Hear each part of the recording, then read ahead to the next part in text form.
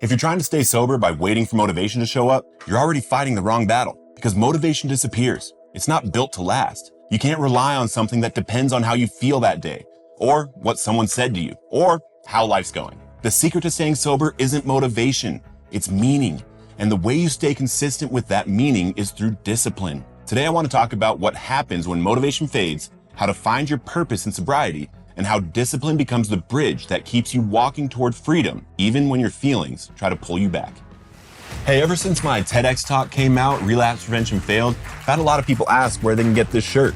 So I went ahead and made a merch shop for you. It's a drop ship, so would love to get you some of these shirts. You can see them right below. Every one of these supports this channel and supports this message, getting to more people in recovery. And if you get one, make sure to send me an email at adam@recoveredonpurpose.org, and I'd love to send you something else. When I first got sober, I thought motivation was everything. I'd wake up early, hit meetings, start journaling, and make promises to myself about the kind of person I was going to become. And for a while, it worked. Then one morning, I woke up and didn't feel like doing any of it. No energy, no spark. The voice in my head started whispering, "What's the point? You've been good for a while. You can take it easy today." That's the moment that separates people who relapse from people who recover. Because when the motivation's gone, you find out what you're actually made of. I had to learn the hard way that motivation is temporary, but meaning isn't. Meaning gives your struggle a reason. It turns I have to stay sober into I get to stay sober because my life matters. Motivation is emotion. It's a burst of energy, a chemical rush in your brain. It's like the spark plug that starts the car, but it won't keep the engine running. You can't live off inspiration alone. You can't wait for the right song, the right quote, or the right moment to get you moving again. In recovery, emotions come and go like weather. If you build your sobriety on feelings, every storm can knock you down. That's why people who chase motivation burn out. They get fired up one week and lost the next. The cycle repeats until they start believing maybe they just don't have what it takes. But the truth is, it's not about what you feel. It's about what you follow. So, if motivation isn't enough, what is? It's purpose. Purpose is your why. It's the reason you wake up sober even when you don't want to. It's what gives your pain a point. Purpose is the thing inside you that says, I've been through too much to go back now. It's the moment you realize your life isn't just something to survive. It's something to give away. When you have purpose, the question stops being, how do I stay sober? It becomes, how do I use this gift of sobriety to make life better for someone else? That shift right there is where power lives. Maybe your purpose is being a present parent for the first time. Maybe it's helping the next person who's drowning like you were. Maybe it's building something meaningful from the chaos that once defined you. It doesn't have to look big, it just has to be real. Because when your reason to stay sober becomes bigger than your reason to use, you win every day. Now, let's talk about how you live that purpose. Discipline. Discipline is purpose in motion. It's not exciting and it's not easy, but it's freedom.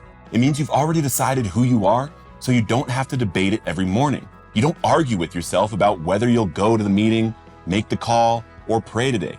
You just do it. Discipline is what builds trust with yourself. And in recovery, self-trust is everything. Because when you start keeping the promises you make to yourself, you stop needing motivation to follow through. People think discipline is punishment. It's not. It's a schedule that protects your purpose. It's setting up structure so you don't have to rely on your mood. You'll hear me say this a lot. You don't rise to the level of your motivation, you fall to the level of your discipline. At first, discipline feels like restriction. You think, I don't want to live by rules anymore. But the truth is, chaos had rules too. Addiction had structure. You just didn't notice it. Every day revolved around getting, using, recovering, and repeating. That was discipline in the wrong direction. Now you're just redirecting that same focus towards something that builds your life instead of breaking it.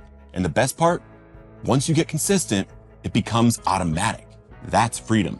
Freedom isn't doing whatever you feel like. Freedom is living a life you don't have to escape from.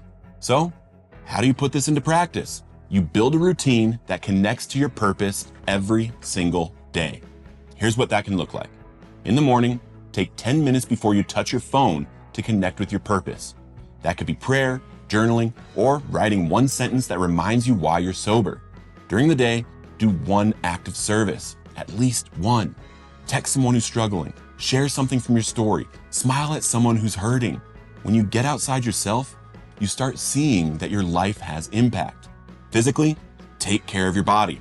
Walk, eat something decent, drink water. Sobriety isn't just mental, it's physical. Your body has to trust you again too. At night, reflect. Ask, did I live by my purpose today? If not, write down one thing you'll do tomorrow differently. That question builds awareness, and awareness builds freedom. It's not about perfection, it's about direction. Somewhere along the line, you've probably heard someone say, just stay sober, one day at a time. That's true, but here's what they don't tell you.